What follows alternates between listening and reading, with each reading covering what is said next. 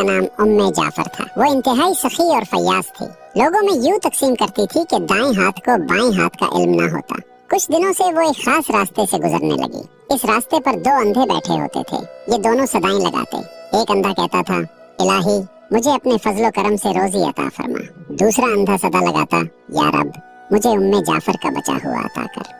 उम्मे जाफर दोनों की सदाएं सुनती थी और दोनों को कुछ न कुछ अता करती थी। जो अंधा अल्लाह के फजल का तलबगार होता उसे वो 2 दिरहम दिया करती, जबकि जो अंधा उम्मे जाफर के फजल का तालिब होता उसे वो एक भुनी हुई मुर्गी अता करती।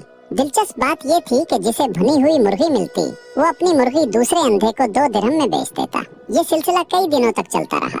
एक दिन उम्मे जाफर उस अंधे के पास आई जो उससे कहा करता था, या रब मुझे उम्मे जाफर का बचा हुआ अता कर। उम्मे जाफर ने उससे पूछा, क्या तुम्हें 100 दिनार मिले हैं? अंधा हैरान हो गया और बोला, नहीं, मुझे तो सिर्फ एक भुनी हुई मुर्गी मिलती थी जिसे मैं 2 दिरहम में बेच देता था।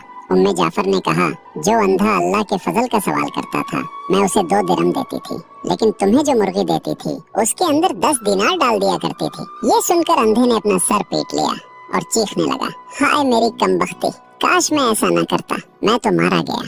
उम्मे जाफर ने बड़ी नरमी से कहा, यकीनन अल्लाह का फजल तलब करने वाला कामयाब है और इंसानों के फजल का तलबगार हमेशा महरूम रहता है।